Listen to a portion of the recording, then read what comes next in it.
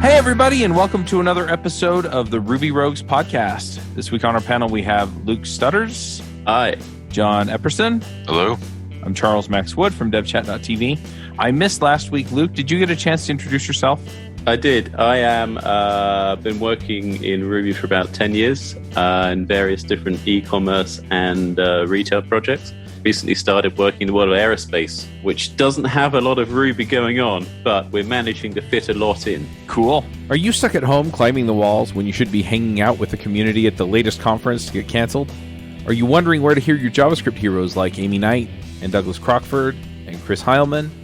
After the cancellations, I decided to put on a JavaScript conference for you, online. I invited my favorite folks from around the web and got them to come speak at an online event just for you. Go to jsremoteconf.com and check out our speakers and schedule. The conference is on May 14th and 15th. The call for proposals is open until March 31st. Come join us at an online conference that we guarantee will keep you safe and keep you informed. jsremoteconf.com.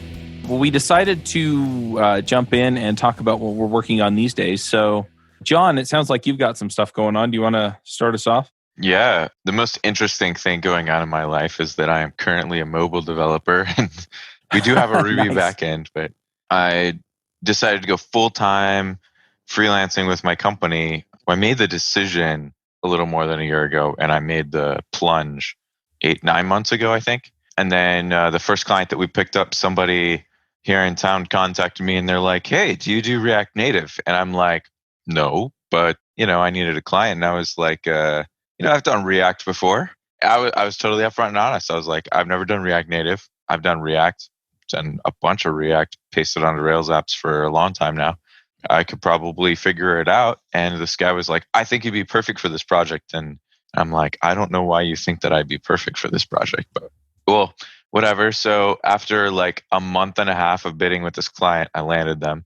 And then I get the code, and first day I get the code, I'm like, "Sweet, they have a Rails backend." So I had no idea the whole time I was bidding that there was any Rails involved with this. But yeah, so they're just, it's a landlord here in town that offers like coupons and things to like tenants that work in their buildings to other, places in their buildings, and they just wanted to turn it into an app. So cool. How different is React Native to React? It's a bit like someone saying, well, I've never done any JavaScript, but I've done some Java. It must be more similar than that. It is way more similar than that. There is React code in here. The thing that's weird, okay, so I've been doing this, all caveats, right? Like I've been doing this for like since December. So that's what, 3-ish months now, a little over. The thing that I have picked up along the way is that almost all React Native apps, they're all like, "Hey, you'll be writing in React, and we're going to convert that into native iOS and Android for you." And sorry. Yeah, no, you're fine. I'd be laughing too if somebody was telling me this story at this point. But I think like basically 90% of React Native apps have to be what's called ejected, which basically means that you have a React app or a React code base, an iOS code base, and an Android code base, and you have to care for all three of them. Yeah. Yep. This is sounding very familiar. We have a React Native podcast, and lately I've kind of been helping carry that show. Yeah, it's interesting. Sometimes we have people who come on and they're like, "Well, I built this for React, and it turned out it worked great for React Native."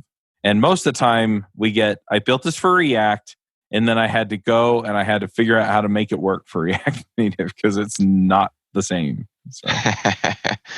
Look, I mean, I am writing React code, right? Like when I'm doing the React part of it. But I think 70% of my work is not in the React code. I mean, even the people that I talk to where it's pretty much, 100% React Native, you don't have to go write any native extensions or do anything extra. Sort of the way that you think about components and you organize some of that stuff is similar. And, some of the back-end JavaScript stuff is going to be similar. But there are enough concerns that are different to where I don't know that I've met anybody who could share more than half their code across React and React Native. And even then, yeah, it's pretty easy to go down a path where you're going to have to figure out either how to do something differently so it'll work on Android or work on iOS. Yeah, so anyway, it's really, really interesting to just see where this goes. How much effort has it been to kind of differentiate between iOS and Android? I presume you have a separate build process for each. Yeah, so the build process is different. So one of the things that really frustrated me jumping into this, coming from the Ruby world, is to me, this ecosystem just feels like it's the most brittle thing I've ever encountered. Like I've never encountered an ecosystem where they just sort of accept that, okay, for an iOS build, maybe I have to like build it like 5 times and it's going to like work one of those 5 times, right? Like it just fails 4 times and I'm just supposed to keep rebuilding it. And that's sort of okay. And when I look up online, that's what it's like. Everyone's just like, rebuild it. Just try rebuilding and see if that works. I don't know that that happens all the time. And after a lot of work and effort, I got rid of some of the libraries that were causing that. So now my build is back to building first time every time.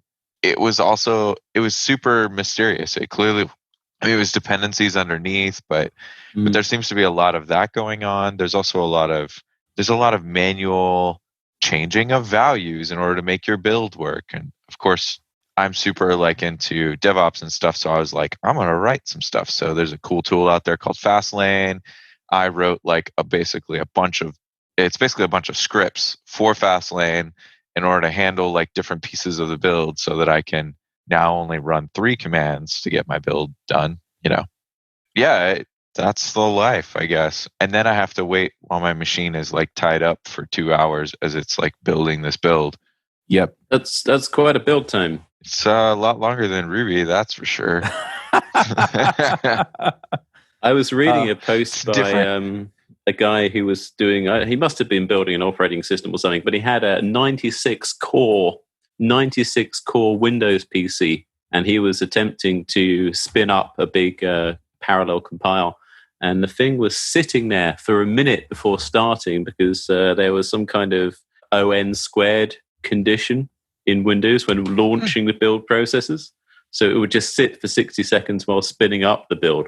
Yeah, it's been different. I've been doing Ruby so long. It's been a really long time since I've had to do something that's like, front heavy. Yeah, I've heard a few people that have made the transition to either front end or mobile, and yeah, it's definitely a different world.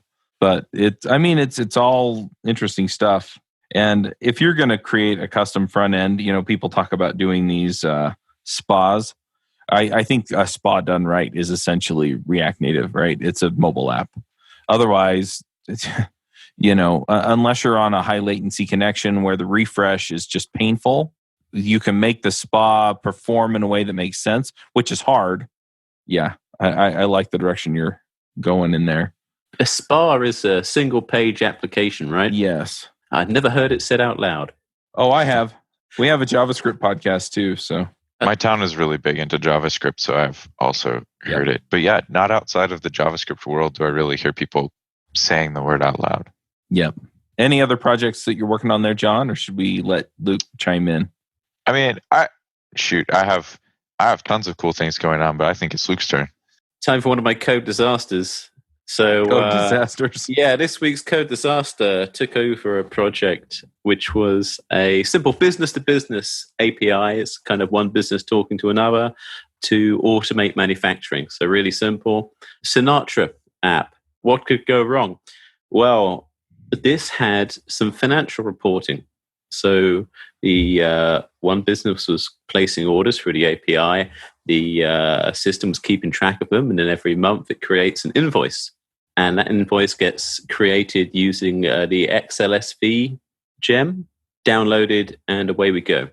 A business is picking up, which is really good. So they get me in to kind of make a few changes, make the reports easier to consolidate because they outsourced some of the, accounting. And numbers don't add up.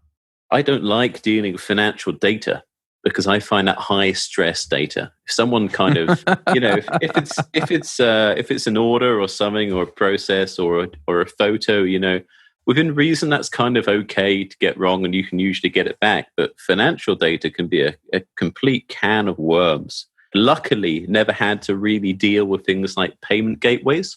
And when I have, they've been using a system like Stripe or PayPal, where a lot of that's offloaded.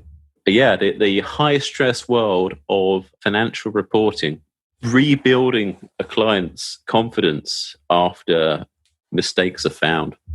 Yeah, I do actually feel you there. I did that at an old job. They had actually, before I even got there, they kind of homegrown their own general ledger and all their reports. Just gigantic ERP system. Oh yeah, it was. I actually still take care of this client today. They're actually a client of my business because I worked there for a while.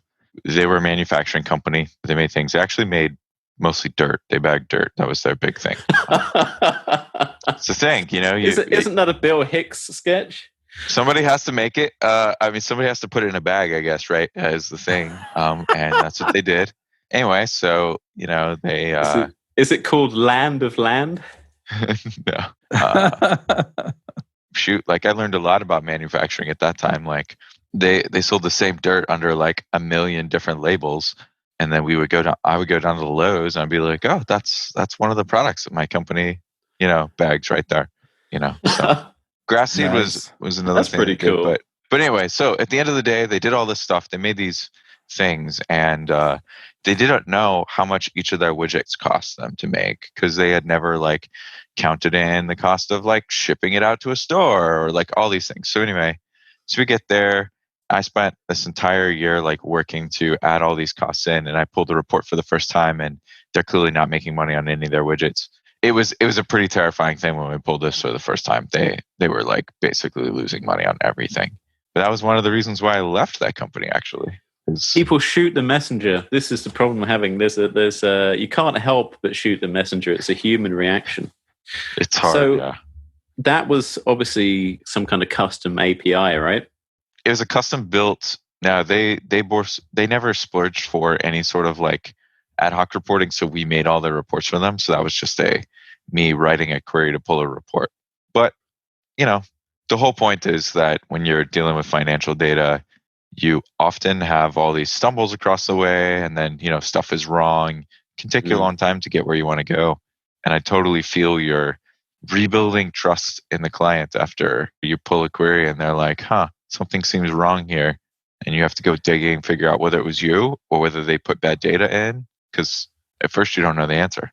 We're gonna sort out, but I wonder if you could help me out. One of the challenges I've got is these guys set up a custom API between them, right? It's just a simple JSON API, but completely undocumented. And part of confusion came where one side was sending data to the API, which they thought would be used for financial reporting, but the other side was using something different. So in 2020, how do you document your APIs? Is everyone using Swagger still? I have never ended up using Swagger. I know what it is, and I know some people use it. I could have sworn that I saw something a while back. Yeah, Swagger's been renamed Open API. Yeah, the Open API 3, sorry, is the latest one, yeah. Yeah, we did an episode on it on JavaScript Jabber, so. Is there a more Ruby-oriented one? I could have sworn that there was one. There's API Pi, but I thought there was something else. I don't know. I might have to like look for this like at a separate time, but I was working with Mentee, I think like a few months ago when we were looking at this. Mm-hmm. And I could have sworn that we found something that looked really promising. I had no project to use it on at the time though. Well, the game plan is to swag it out because that's that looks really easy. It just seems to be a YAML file. Like I said, it's not going to be a question of design. It's just going to be really used as a kind of means of communication between me and the other developers. But if there is a better tool, I'd love to know about it. So tangentially here. So one of the things that I'm commonly telling people is that I feel like a large portion of my job is not actually coding in any way. It's helping different people communicate with each other. This sounds like exactly one of those problems. Yeah, it's definitely one of those things that it'll make or break your career. If you're not a good communicator, it makes it really hard past a certain point to get hired as a senior developer. Getting drawn into the project management black hole. Okay, fair. Yep. I feel like as developers though, I feel like in the end, as much as we sort of like hate the project management black hole, I think as a general rule, we also, I think as a general rule, hate more that the people that are in project management roles just frustrate us because they don't know what's up, I feel like. Yeah, but if that's the situation you're in, I still maintain that you still bear responsibility for the success of the project. And so if there's a communication barrier, you have a responsibility to work to rectify it. I mean, obviously there's going to be somebody else you have to communicate with, but, and they have some responsibility too, but, you need to stand up and make it happen. So I don't disagree with you at all. This is exactly the kind of stuff that I mean, right? Like, yeah. Whether we like it or not, I think we often end up sort of being like the caretakers of language and terms and all of these aspects of communication. I was actually given the task at one point of training a project manager as a developer, right? Like they were like, hey, this project manager is a little weak. We want to give this project manager practice. We're going to pair him up with you, right? And it was interesting. Yeah. I had a similar experience when I was working in Japan. I was working in a very traditional manufacturing company, and they wanted to do some web stuff. So I thought, yeah, I can do some web stuff. Let's use Ruby because, the manuals are available in Japanese. They'd never heard of it. So I had to, it was a predominantly Windows-based business, mainly manufacturing. So yeah, they hadn't done anything web-related, and that's how most people are hitting Ruby, right? Yep. This is fair. So I had to kind of onboard people to Ruby in a different language, which was great because I could say, well, listen, all the books are available in Japanese, so you don't have to learn English. So that's kind of really lowered the barrier to entry. But then you kind of had to explain, I don't know, things like instance variables. Yeah, explaining abstract concepts seems difficult. Yeah. So one way I kind of really helped me in Ruby was the kind of enormous flexibility. So I kind of created a little DSL, and we put all of the business logic in that. So the project managers had their own file, and they didn't really learn to program. They learned to reprogram that file, much in the kind of a similar way that, kind of Cucumber does, and you can kind of make it more verbose, more conversational. So that's kind of really fat. If I'd had to do that in C#, that would have been far, far more unpleasant. That's fair. But it also sounds like you got buy-in and stuff too, which I feel like is the actual hardest task of that. What I tell people, what people never believe, is the speed of development in Ruby. I always say, listen, you can do this in Python, but I can have it done in Ruby in 5 days versus whatever you've been quoted, and people never believe it. And for that project, like I said, it wasn't a particularly software-oriented business. Software was seen as a kind of something they needed, not something they specialized in. And I said to them, listen, we can do this in the time frame. This was kind of a Christmas launch e-commerce situation. And I said, no, it'll get done. Even though, as I said, they weren't familiar to the world of it, it was a really great opportunity to kind of evangelize what the language can do, and hugely, hugely successful. But people don't realize the speed, and it's really hard to communicate speed of development to people who've never used it. Sure, and they also get barraged by every other thing out there that's like, oh, you can do all this really fast. And you're like, if you haven't used Ruby before, like it's just a perspective difference. Like the time, how productive I am in Ruby versus everything else is not really comparable most of the time. The thing that beats me up, well, there are some things that Ruby isn't the most awesome at. That's okay. Yeah, then you do those things in something else. Yeah, like React Native mobile apps. Yeah. and then you cry yourself to sleep at night. I like React Native, but yeah. Have you thought about learning how to build machine learning apps? Springboard offers a machine learning engineering career track that's similar to online machine learning boot camps, with the difference that it follows a project-based learning methodology where students work towards creating their own portfolio of machine learning models. Every student is paired with a machine learning expert who provides unlimited mentorship and support throughout the program via video conferences. Most students who take Springboard's machine learning engineering career track take it because they want to learn how to build machine learning algorithms, they want hands-on experience in deploying machine learning models into production, They want to learn how to build and deploy deep learning prototypes. Springboard offers a job guarantee on all their career tracks. That means that you don't have to pay for the program until you get a job in the machine learning engineering space. Ruby Rogues is exclusively offering a scholarship of $500 to eligible applicants. Make sure you use the code AI Springboard when you enroll. There are only 20 scholarships available for students who enroll. You should check if you qualify by applying. The application is free and it takes 10 minutes. Scholarships will be awarded on a first-come, first-served basis. You can sign up at devchat.tv/MLE. I'm going to chime in. I've got a couple of things going on. I think the thing that I've been spending the most time on, besides just looking for sponsors for the podcasts, is for, I kind of want to say for obvious reasons, but for COVID and coronavirus reasons, I've had a lot of people reach out to me about doing remote conferences again. I've been working to pull that together. The one that I'm pulling together right now is the JavaScript conference.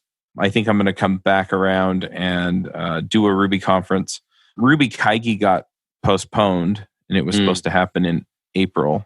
And I think what happened really was that they were coming up on a deadline where they had to firmly commit for their venue or something, and just not knowing if people were going to even be able to or want to come, they postponed it to September. So I'm looking at putting something together there because I'm seeing conferences cancel all over the place. And so I've been putting those together. So there will be a Ruby one. I just don't know when. So I've been working on that. And then I've had a project that I've been working on for years that helps manage the podcasts. That's been written in Rails. And so I'm working on getting that kind of into, it's going to be in a private alpha, which means I'm going to move all of our shows onto it. And then once I'm comfortable with it working for us, then I'll probably open it up for, a private beta where people I know or people who apply can get in and use it. And there are a lot of other systems out there like transistor.fm and I think Fireside is another one that Dan Benjamin put out. The problem is that a lot of them focus on kind of the lower end of the market. You know, they make it really easy for hobbyists to get rolling, and their pricing is comparable to that. And my intention is to actually like a full soup to nuts deal where it's like, okay, you can schedule your guests, you can schedule your releases, you can bring people in to help you write the show notes, you can actually order any equipment you need, you can hire show notes writers that we've vetted, you can hire editors that we've vetted, you can write. And so it's kind of a full marketplace so that, and then if you have your own team, you can just invite them in and give them the role. And so it'll just work through the whole thing. And so it gets recorded and then it notifies everybody who was on the call, hey, come in and help us get the show notes done. It notifies the editor that it's ready to be edited.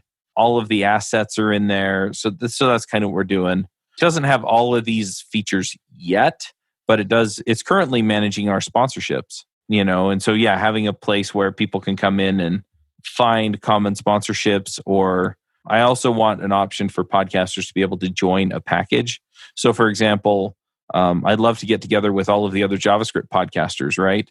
And then go to some of the bigger companies and say, hey, look, I know you don't want to do 50 small ad buys, but what about one big one? And then I'll manage the 50 small ad buys for you, right? And so just stuff like that is kind of what I've been working on. And it's been pretty interesting. We're pretty close to feature complete. I just need to move stuff over to it and start testing it out. So it'll be adventures in podcasting for all of our podcasts, all of our hosts. So you're going to do a podcast show about building a podcast framework? No, that's recursive. I'm building software for podcasters. I am going to be putting together a couple of podcasts about podcasting. One's just going to be kind of the, here's what you need to know about microphones. Here's what you need to know about, RSS. The other one is going to be for marketers. And it's basically going to explain how they can take advantage of setting up sales funnels that include and rely upon podcasts. Well, I think it's a massive growth market. I mean, I don't know where I'd be without my podcast when I'm sitting on a plane or something, or going on a 4-hour drive. It really is a hugely productive way to learn for me personally. Yeah. The other thing that I want to do with it, and I'm probably going to work on this next, is none of these podcast apps have mobile apps. So Transistor doesn't have one. Fireside doesn't have one. And honestly, if I am at the airport and I get a call from my team about something that they can't handle, I mean, I don't want to have to pull out my laptop. I want to whip out my phone, see what the issue is, and fix it right there if I can. That's the other end of that. And then we'll set things up so that each show has its own GraphQL API or something, so that you can have a mobile app for your podcast or your podcast network based on that API, right? And so it'll manage all of your distribution channels and everything. And that way I don't have to hassle with all of it. Nice. So that's kind of what we're aiming for. Probably have an MVP right now. And so it's just a matter of getting it all together. But the other thing is if I have a GraphQL API, then I can use Gatsby or Gridsome. I think Scully does it too in Angular to actually build my website, right? So now I'm not reliant on WordPress, which is a total pain in the butt. Are you using WordPress at the moment? No. We switched over to 11.js a while back. I'm kind of wishing that I'd gone with a Gatsby or Gridsome because they have some nicer features for categories, tags, and connecting different data types together. The way that I've kind of played with Gridsome a little bit as far as pulling it through. And what it does is it actually wraps over the top of your Markdown files and uses GraphQL to query all of your Markdown files.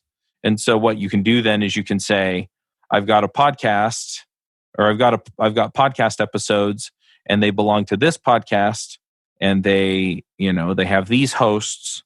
And so then it can just go and, you just tell it, okay, go look up the podcast, go get the last 5 episodes, and do the pagination. But you can also go look up on the podcast all of the hosts. You can look up the release date, and so you just do a GraphQL query to get all your data out of it. And then it pulls it all in and posts it how you want it.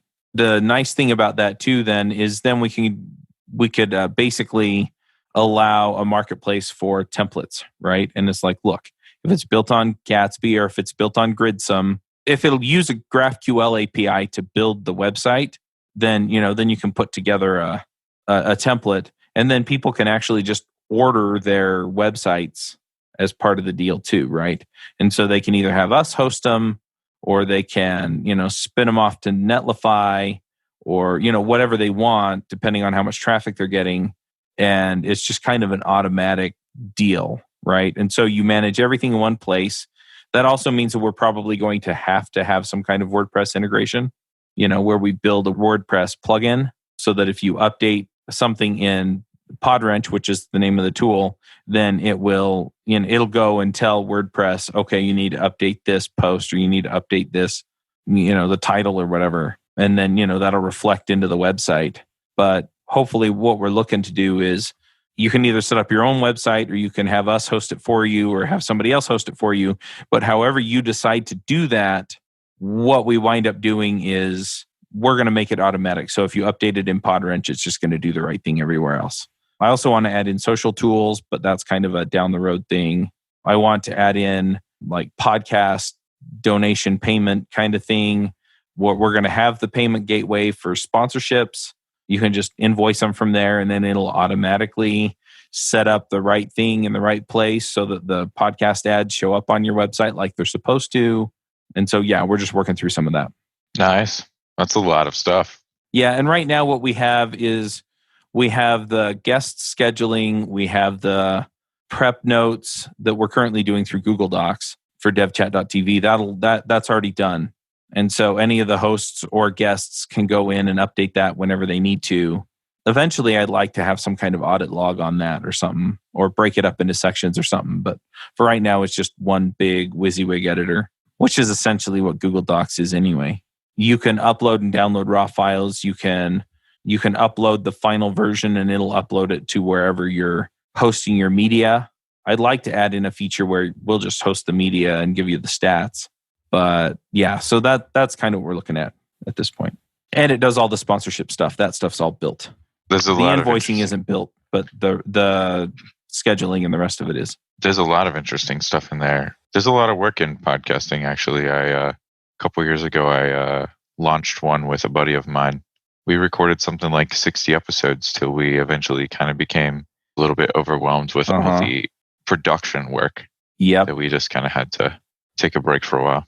Yeah, and that's the thing that I really want to do as much as possible is once you get to a certain point with your audience size and your reach, then we become a good fit because we'll actually go and help you sell sponsorships to cover the cost of our platform and to help you, pay for help with all that stuff, right? So you may still need to be the subject matter expert that writes the show notes, or at least gives a summary for the show notes, and then somebody else can go through and pull all the links out, which is the process that devchat.tv does. I generally write about more than half of the show notes summaries, but then whatever links we put into the chat or can come out of the prep doc wind up in the show notes as well.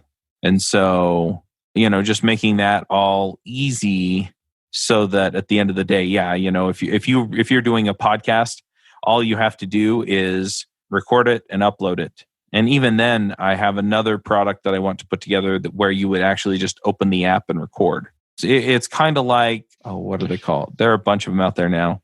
There's one called Anchor. No, not Anchor. Squadcast. Oh, what's the big dog in this space? Anyway, you open the browser and you record into the browser. The problem is that they rely on WebRTC, which tends to be flaky sometimes. I've also tried to use some of those, and once you get past like 3 or 4 people, they usually I wind up with at least one person that can't hear or can't talk. And so I just want to create an actual client app that you install on your machine. And this is something I haven't built yet. I'm probably going to do a Kickstarter for it because I think podcasters will take one look at it and go, yeah, I want that. But you install the client app on your computer or on even your phone, and then it'll record high quality audio on your wherever you're recording it, and then it'll transmit it to the cloud when you're done. And so in this case, what it would do is it would just plug into Podwrench and it would just upload it to Podwrench so that the editor can get at those files. But if you don't want to use Podwrench, you can still use it for your 2 or 3 or 4 person podcast. It'll stick it in Dropbox or AWS or wherever you want it. That's something that I've definitely got on the docket because then you get full quality audio. We record these on Zoom, and Zoom actually compresses the audio before it sends it over the internet. And so we're already losing audio quality just by virtue of the fact that we're recording with Zoom. And, Sure. Zoom isn't made to handle that kind of audio quality, but, that's kind of where it's at. Skype has its issues too. But the other thing is then if I have 4 tracks for all 4 people, and my 4-year-old walks in, Daddy, can you, half the time it's, Daddy, can you, I just went potty, can you help clean me up, right? Right. And, I don't want that in the podcast, right? So it's, the editor catches that and it's like, oh, drop Chuck's track, you're right, until he comes back. And so you can clean it all up. You can make it sound really terrific. It sounds like everyone's in the room because it's full fidelity. And then you compress it when you distribute it. And so you only compress it once. You're not losing any more of that information. You compress it to a high enough quality, 128 or 196 kilobits per second. It sounds like you're right there in the room on people's headphones. So anyway, I've gone way off on my stuff, but that's what we're looking at. And if I can get those launched before Podcast Movement in August, I will be a happy guy because then I can just show up and I'm thinking I can sell it all day long. I think you're right. Having a fairly integrated system is going to save a lot of time. Yeah. The other thing is that most podcasters, and I'm one, I mean, I run a team that does this stuff, and it's a lot of work, and sometimes it's a pain in the neck, right? Because it's like, oh, this didn't get communicated one way or the other. I have to worry about whether or not every step's getting done. And so if I have a system where I can just show up and record, it's a place where everybody on my team can just check in. And then if something is, coming in late or not happening right or things like that, then I can just get notified by the system, right? So then I only stress out if I have to, right? And my team at this point is pretty reliable, so I don't stress a ton about it anyway. But, then it's just, hey, this is going to be late, right? And if it's going to be late on something that I can just jump in and fix in 2 minutes, right? Oh, I got to fix the show notes on this or something, right? Great. If it turns out that, oh, well, it didn't get edited on time, and I'm like, hey, editor, what's going on? And they're like, I have coronavirus. Then, I'm like, gotcha. You go sleep, I'll edit it, right? Because I can if I have to. And so it just kind of keeps us on top of that whole process. And it'll also allow me to notify people when I have openings for sponsorships and send them an invoice and it just gets paid. And then I know it was paid and I don't have to go back to the other system and put it in and say, okay, this got paid. Right. And so it just does all that stuff. So Nice. that's what we're looking at. You mentioned the JavaScript remote conference. I really need to do that. Do you know what's been going on with JavaScript? I mean, I can't even read ES6 compared to how Ruby's changed over the last 10 years. I look at, I mean, I like I said, I've kind of got this little React thing for work that I was looking at. I mean, it's not what I'm working on, but the code's there, so I'm going to read it, right? I was just looking at it going, what is going on? You know, what's happened to this language? Ruby is pretty much, so just to as a fair comparison, right? I'm not bashing on JavaScript, fair comparison. I thought I'm going to look at some Ruby code from 10 years ago. So I had a look through the Wider Lucky Stiff code archive, and he stopped releasing in 2009, right? So that's pretty fair, apples for apples. And if you load up those projects and you look through, you say, yeah, it's kind of Ruby 1.8 mostly, but it looks like Ruby. When you load up like I said, the React stuff now, I don't know what's going on. I do not have time to explain this. It's super different. I don't want to explain it. It's just an observation. You know, I'm just kind of really grateful that Ruby's been so stable. Yeah, I mean, Ruby benefited in a lot of ways, and I've only been in since 1.8.2, 3, 4, something like that. Oh, wow. So Ruby's benefited from, you know, some of the other languages figuring out some of this stuff, and Matt's has a pretty cohesive idea of what Ruby should be. I mean, sometimes they add features, and I'm just going, we don't need that in Ruby. If you need that, go use something else, right? But for the most part, it kind of all falls into the same aesthetic, and people follow it. The problem that we ran into with JavaScript is that they're trying to be fully backward compatible all the way back to 1999 or whatever. The new features, you have to have a modern browser to use them or polyfill them. But anything you wrote in the old style, all the way back to the beginning, they want that to still generally work. That's what I'm saying by backward compatible, right? So, you know, the code you're writing now, it may not work on older browsers, but the code you wrote for the older browsers should generally work now. Not 100%, but generally. And so they're trying to maintain that as much as possible. The other issue is that they tried to modernize the language for ES4, and that kind of slid off into the ocean. They came out with ES5, and we had ES5 forever. And so the ES6 thing is essentially an attempt to modernize the language. The problem that I see is that there are a lot of agendas. It's TC39 is managed by committee, which is good and bad because you get a lot of good ideas, you get a lot of bad ideas, and you know, in some cases, if somebody really wants to push something through, they can get it close. But yeah, so it's changed a lot because they're trying to make it more modern. I mean, in some ways they've made it a lot better, and in other ways they've made it a little bit harder. And so it really just comes down to, you know, where all that comes down. As we record this, if you're looking for a little bit of this conversation from people that do JavaScript, listen to next week's JavaScript Jabber episode where we talk about the evolution of JavaScript. And we're talking specifically about this stuff. But yeah, I have mixed opinions about the direction that JavaScript has gone in. They've definitely been trying to solve some of the issues that people run into and make those easier to deal with or have a clean syntax around it. But, you know, in some ways, I think they've done fine, and in other ways, I think they failed. The other thing is they've also adopted certain standards into the ES6 specification that I think were fine as library add-ons. Things like promises. You know, promises have been and could always have been added in with a library, because essentially what you do is you edit the prototype chain and you add the promises functions to it. Async await, which handles kind of the same problem. I think that had to be a language feature because it actually required some syntax magic. Anyway, I'm in favor, though, of having a really slim core to the language. That's why I have issues with some of the things they've tried to add to Ruby as well, is because I'm like, we really don't need that in the core. In fact, some of the things in the standard library, I don't think we need in the standard library. But at the end of the day, yeah, that's That's kind of the deal. So I generally agree with you, but I think there are good reasons for some of the stuff that you're seeing that you're kind of going.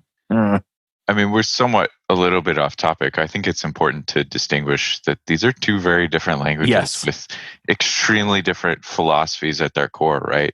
Yeah. Because at the end of the day, JavaScript is, a sort of event-based reactionary language that's really imperative, right? And all of these features are ways of bringing in, okay, well, we would like to have some OOP stuff, so let's have that in the language, right? Like we would like to have some functional stuff, let's have that in the language. JavaScript's trying to adapt to the modern world. They had a different route. Ruby came out of the box with that stuff, so we haven't had to see as much evolution yet. Yep, absolutely. Early in my career, I figured out which jobs were worth working at and which ones weren't, mostly by trial and error. I created a system that I used to find jobs and later contracts as a freelancer. If you're looking for a job or trying to figure out where you should go next, then check out my book, The Max Coder's Guide to Finding Your Dream Developer Job. The book walks you through figuring out what you want, vetting companies that meet your criteria, meeting that company's employees, and getting them to recommend you for a job. Don't settle for whoever has listed their job on the job board. Go out and proactively find the job you'll love. Buy the book at devchat.tv/jobbook. That's devchat.tv/jobbook. Well, I have a hard stop, so I'm going to push us to picks. But yeah, I definitely recommend you go check out The Evolution of JavaScript. Dan Shapir kind of pushed that one together, and we had a terrific conversation about it. And it's interesting, too, because everybody has kind of a different take on what it means. So another interesting couple of ones to go look at if you're interested in it. I did 2 interviews with Douglas Crockford. JavaScript, the Good Parts, and How JavaScript Works are his books. We talk about some of this stuff too. But yeah, let's do picks. Luke, what are your picks? My pick is, and it's featured on Ruby Rogues before, Ruby Object Mapping. This is an alternative to ORM-based data stores. I was using a gem called Data Mapper, which has been abandoned. The new project by, I think, pretty much the same team is Ruby Object Mapper. I'm using it for a high-performance database experiment in the medical industry. Do you like it? I assume you're recommending it because you like it. It does what I want it to do. It's very opinionated. One of the essays linked from the site is called pretty much object relation mapping is the Vietnam of computer science. So it's gonna divide opinion. All right. Interesting. John, what are your picks? So I've been a long time listener of, I guess, the Freelancers podcast. I think at one time it was called the Ruby Freelancers podcast. When it started. Listened to it. And way back when there was some episode, and I've been trying to look for it this whole entire episode and I haven't found it yet. But way back when there was some episode where they were talking about contracts and someone brought up a contract that was, like a simpler contract, more in like plain language. And this past week, I was totally in contract land. And that is the core contract of my company. We I don't know, massage it and pull in different ways and turn it into a thing. But I was just using that and I was thinking about how awesome it was but really I'm recommending the whole show because I learned a ton of things from listening to that podcast over time. I haven't listened to every episode. There's like 300 episodes, but I think I listened to like the first 100 or so before I took a break and things like that. So, and then I came back after a while. I think a couple of years ago, there was a panelist on, which is the one that convinced me that I should always fixed bid everything. So I have learned a lot of things from that show. And so I'm definitely picking the Ruby Freelancers podcast. Yeah, now it's the Freelancer show. That's what I mean. My bad. Yep. Nope, it's all good. But yeah, just go to devchat.tv/freelancers and you'll find it. The panel has changed a couple of times, most recently around the beginning of the year. So just kind of keep that in your head. But yeah, I'm going to throw out a couple of picks. The first pick I have is I'm kind of a sucker for the journal style notebooks. And I bought one on Amazon a few years ago. It's got the Triforce. It's got Zelda artwork on it. I really love it. This is the one that I kind of write all of my deep thoughts in. I don't know. You could draw some kind of connection in your head there if you want, but I usually have one for kind of my deep thoughts, one for like if I'm reading scriptures or, at church or things like that. And then I've got another one that I kind of use for more business stuff. And it's mostly just so that I can find what I'm looking for without going, no, right, wrong topic. So yeah, I'm going to pick that because I'm really loving it. Yeah, I think that's pretty much all I've got to pick this week. Well, it's good to hear what everyone's working on. John, I might beg you to come on React Native Radio. Talk about my interesting journey. Maybe. I also need panelists, so if you know anybody, let me know. But yeah, let's go ahead and wrap up. We'll have another one later. Max out, everybody. Take care. Take care. Bandwidth for this segment is provided by CacheFly, the world's fastest CDN. Deliver your content fast with CacheFly. Visit CACHEFLY.com to learn more.